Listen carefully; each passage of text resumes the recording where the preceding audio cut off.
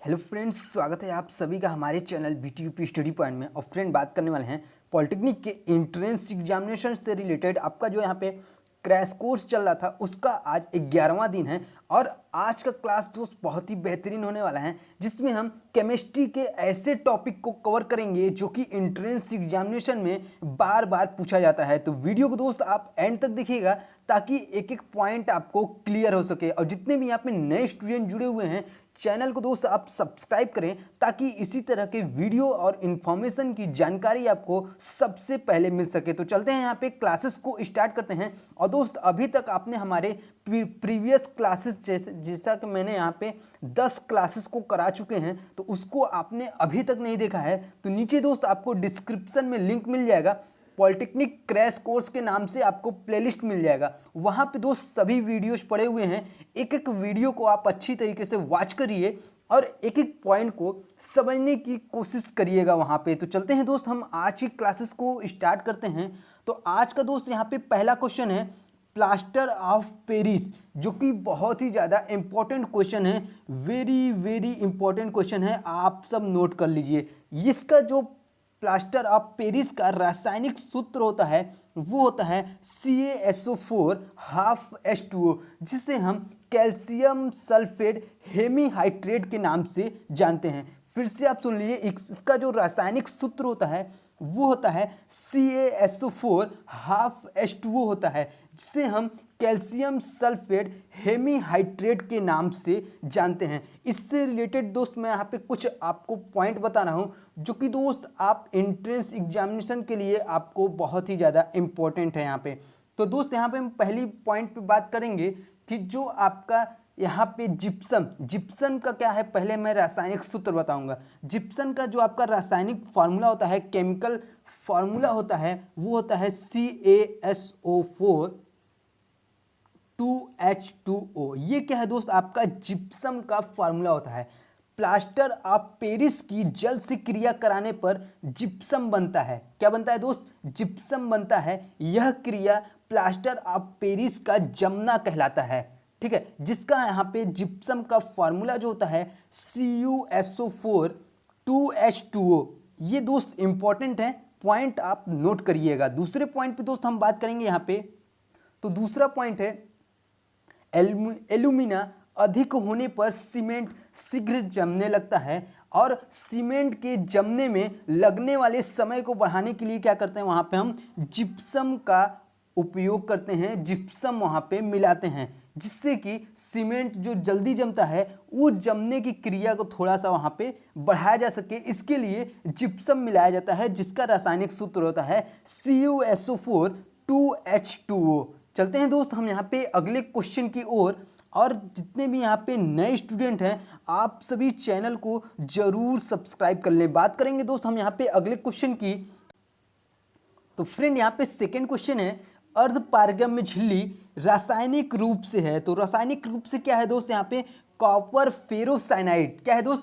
Copper ferrocyanide जो है वो आपका अर्धपारगम्य झिल्ली है। इसका जो रासायनिक सूत्र होता है, जो केमिकल फार्मूला होता है, वो क्या होता है Cu2FeCN6। ये क्या होता है, इसका केमिकल फार्मूला होता है, जो कि कॉपर फेरोसाइनाइड। तो इससे इंपॉर्टेंट कुछ पॉइंट की यहाँ पे बात करते हैं। यहाँ पे इसके जो खोज किए थे, तो इसका जो कॉपर फेरोसाइनाइड की खोज किया था तो वैज्ञानिक ट्रॉब ने किया था। कौन दोस्त? वैज्ञानिक ट्रॉब ने इसका खोज किया था, कॉपर फेरोसाइनाइड का। इन्होंने प्रयोगशाला में इसका निर्माण किया था, कॉपर फेरोसाइनाइड का। बात करेंगे दोस्त हम इससे रिलेटेड इंपॉर्टेंट पॉइंट की।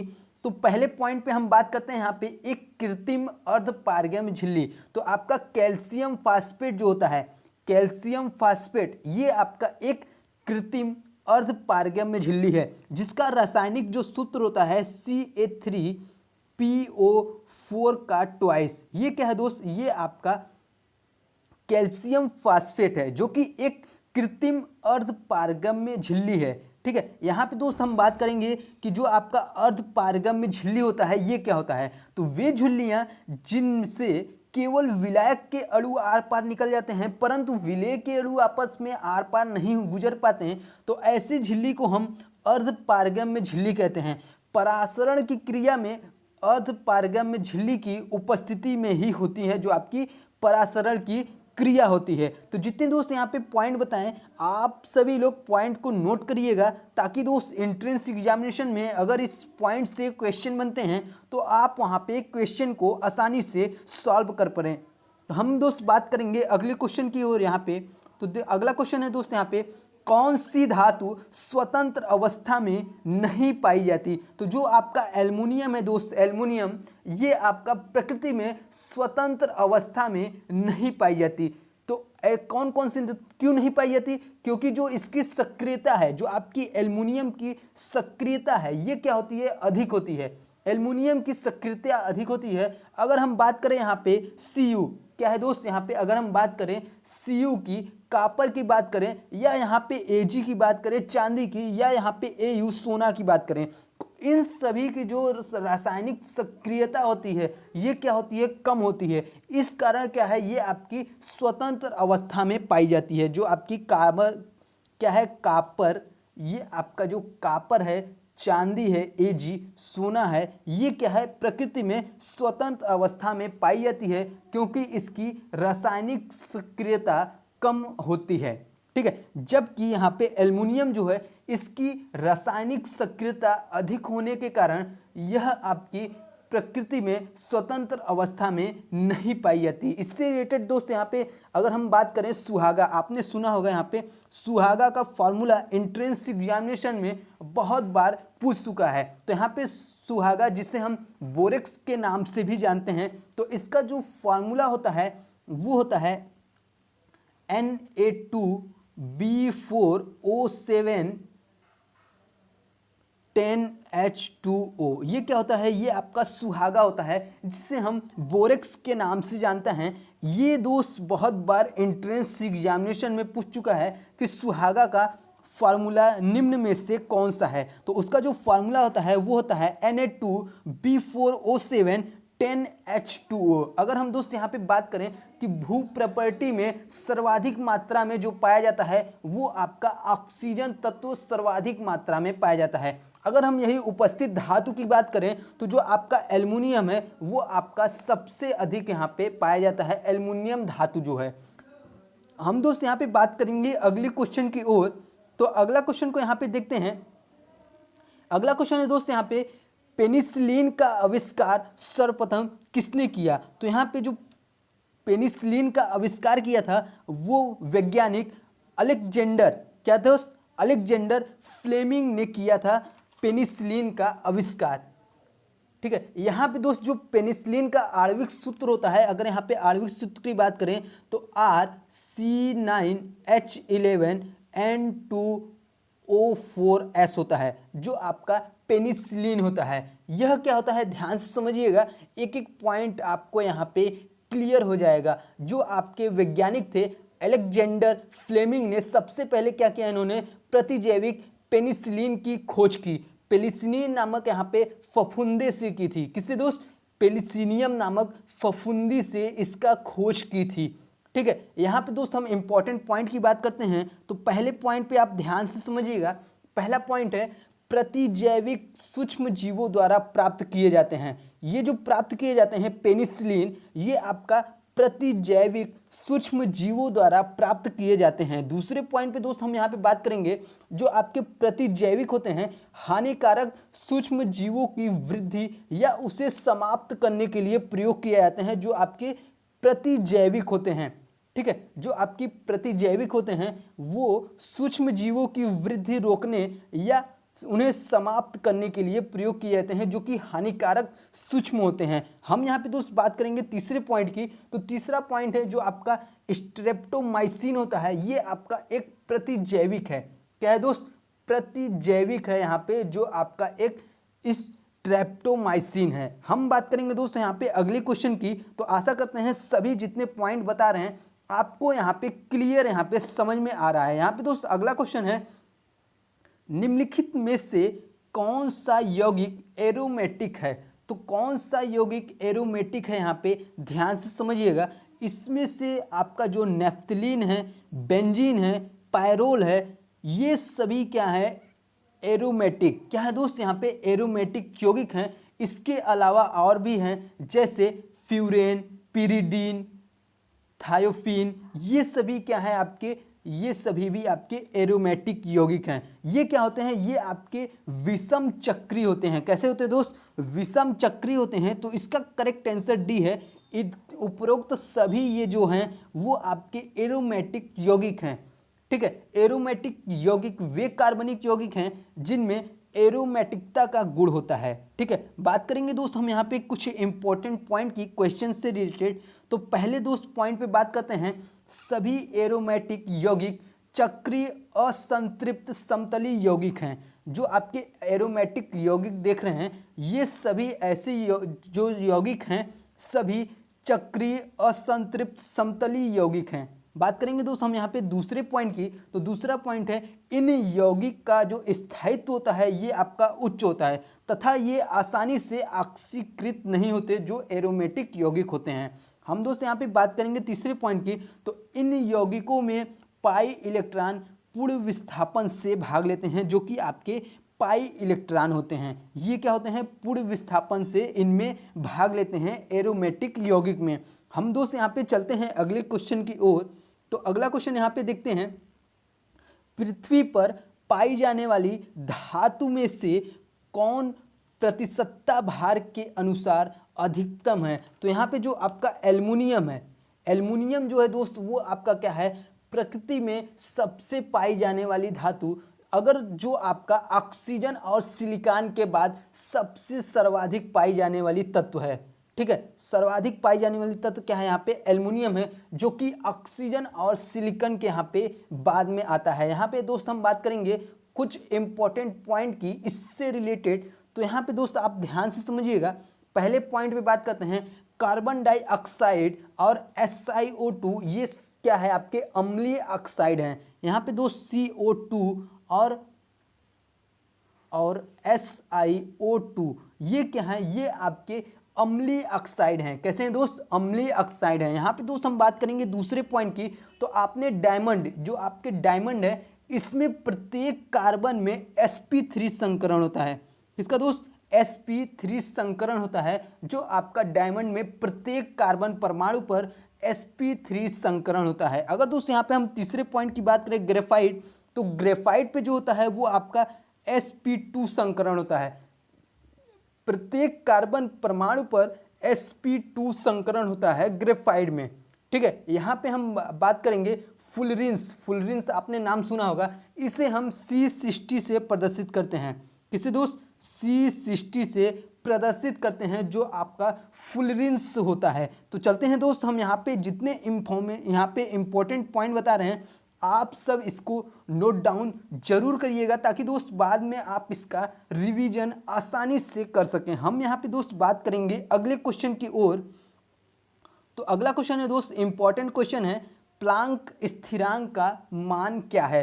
तो यहाँ पे जो आपका प्लांक स्थिरांक का मान, अगर हम यहाँ पे MKS पद्धति में देखें तो MKS पद्धति में होता है 6.6 इंटू 10⁻⁻34 जूल सेकेंड होता है। यहाँ पे आपको ध्यान देने की बात यह है, अगर आपको डायरेक्ट पूछ रहा है कि प्लांक स्थिरांक का मान बताइए तो वो आपका होगा 6.6 इंटू 10⁻⁻34 जूल सेकेंड। अगर दोस्त यही आपका बोल दे कि प्लांक स्थिरांक का मान CGS पद्धति में बताइए, तो जो आपका CGS पद्धति में होता है वो कितना होता है 6.6, यहाँ पे ध्यान दीजिएगा 6.6 इंटू 10⁻⁻27 अर्ग सेकेंड। क्या होता है 6.6 इंटू 10⁻⁻27 अर्ग सेकेंड होता है। ये आपका CGS पद्धति में होता है। जबकि आपका जो MKS पद्धति में होता है, MKS पद्धति में जो आपका होता है 6.6 इंटू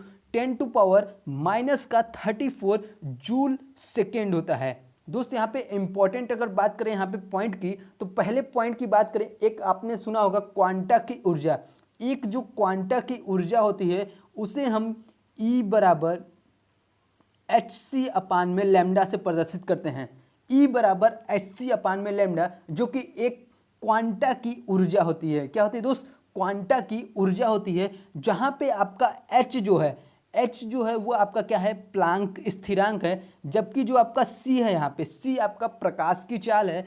V अगर हम यहाँ पे लैम्डा की बात करें तो लैम्डा आपका क्या है यहाँ पे, तरंग दैर्ध्य है। E आपको पता होगा, E क्या है यहाँ पे, क्वांटा की ऊर्जा है। यहाँ पे दोस्त दूसरे पॉइंट पे बात करते हैं, तो दूसरा पॉइंट है ऊर्जा का अवशोषण या उत्सर्जन निश्चित ऊर्जा पैकेटों के रूप में होता है। किसमें होता है दोस्त, निश्चित ऊर्जा पैकेटों के रूप में होता है ऊर्जा का अवशोषण या उत्सर्जन। दूसरे पॉइंट पे दोस्त बात करते हैं यहाँ पे, अगला पॉइंट है दोस्त यहाँ पे तीसरा पॉइंट है, ऊर्जा के प्रत्येक पैकेट को हम क्वांटा कहते हैं, जिसका फॉर्मूला मैंने बताया E बराबर hc अपान में लैम्डा। क्या होता है दोस्त, hc अपान में लैम्डा। बहुत ही इंपॉर्टेंट पॉइंट यहाँ पे हम बात करेंगे।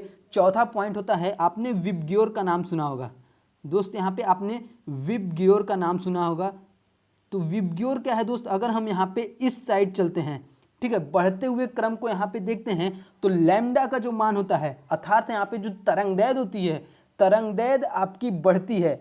अगर हम विबग्योर में V से चले R की ओर, तो यहाँ पे जो लैम्डा की वैल्यू होती है, जो मैंने आपको फॉर्मूला बताया, E इक्वल टू hc अपान में लैम्डा, जो आपका क्वांटा की ऊर्जा होती है E बराबर hc अपान में लैम्डा, तो उसमें हम लैम्डा का जो मान होता है V से अगर R की ओर यहाँ पे चलने पर, तो यहाँ पे क्या होगा, उसकी जो लैम्डा का मान होगा वो क्या होगा, बढ़ता है।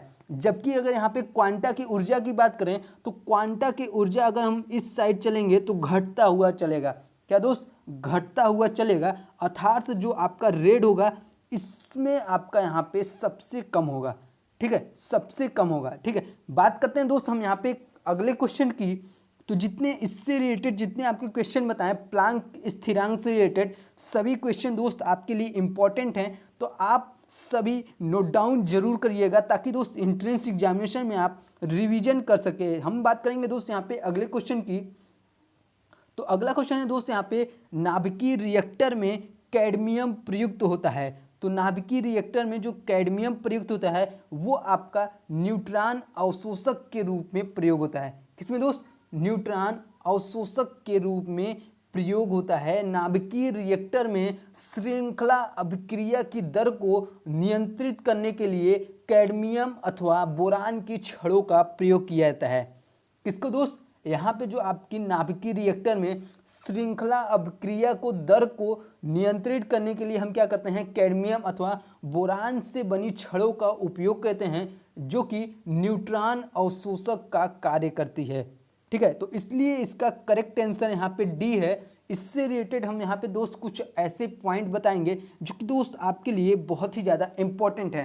तो यहाँ पे हम पहले पॉइंट पे बात करेंगे, नाभिकीय रिएक्टर एक ऐसा संयंत्र है जिसमें उत्पन्न नाभिकीय ऊर्जा का उपयोग रचनात्मक कार्यों के लिए किया जाता है। जो आपका नाभिकीय रिएक्टर है ये आपका ऐसा संयंत्र है जिसमें कि उत्पन्न नाभिकीय ऊर्जा का जो उपयोग होता है रचनात्मक कार्यों में किया जाता है। दूसरे पॉइंट पे दोस्त हम बात करते हैं, तो भारी जल का उपयोग नाभिकीय रिएक्टर में न्यूट्रॉन मंदक के रूप में होता है। ठीक है, तीसरे पॉइंट पे दोस्त हम यहाँ पे बात करते हैं, तो तीसरा पॉइंट है, भारत का प्रथम नाभिकीय रिएक्टर अप्सरा है। क्या नाम है दोस्त, अप्सरा नाम है, जो कि भारत का प्रथम नाभिकीय रिएक्टर है। अगला पॉइंट पे दोस्त यहाँ पे बात करते हैं चौथे पॉइंट की, तो अप्सरा एशिया का प्रथम नाभिकीय रिएक्टर है। पूरे एशिया का दोस्त यहाँ पे प्रथम नाभिकीय रिएक्टर है जो आपका अप्सरा है। यहाँ पे दोस्त हम बात करेंगे अगले क्वेश्चन की ओर। तो अगला क्वेश्चन यहाँ पे देखते हैं। अगला क्वेश्चन है दोस्त यहाँ पे, एक AMU बराबर होता है। तो AMU क्या होता है दोस्त, यहाँ पे एटॉमिक मास यूनिट। जो आपका AMU का जो फार्मूला होता है क्या होता है, एटॉमिक, इसका जो फुल फॉर्म होता है एटॉमिक मास यूनिट। क्या होता है दोस्त, एटॉमिक मास यूनिट होता है। एक AMU का मान जो होता है C12 का 1/12 गुना होता है।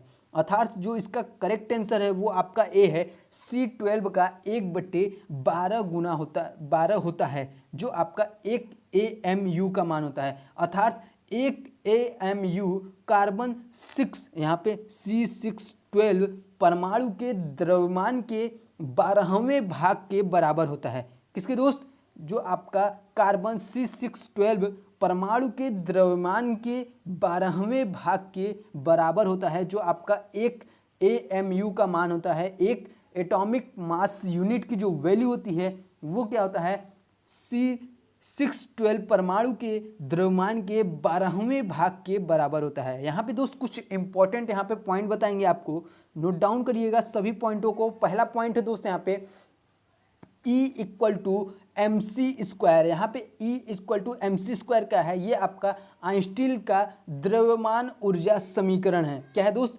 द्रव्यमान ऊर्जा समीकरण है। दूसरे पॉइंट पे दोस्त यहाँ पे बात करते हैं।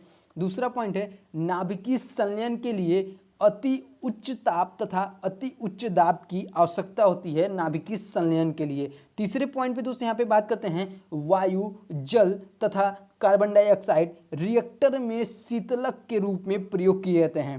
ठीक है, रिएक्टर में शीतलक के रूप में क्या क्या प्रयोग किए जाते हैं, वायु, जल और कार्बन डाइऑक्साइड। यहाँ पे दोस्त हम बात करेंगे चौथे पॉइंट की। तो चौथा पॉइंट है भारत का प्रथम नाभिकीय शक्ति संयंत्र तारापुर परमाणु स्टेशन है। क्या है दोस्त, तारापुर परमाणु स्टेशन है जो कि भारत का प्रथम नाभिकीय शक्ति संयंत्र है।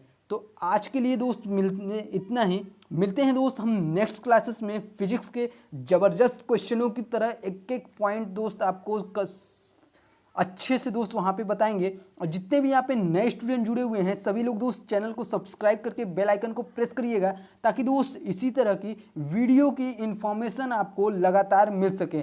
आप सभी का वीडियो देखने के लिए बहुत बहुत धन्यवाद।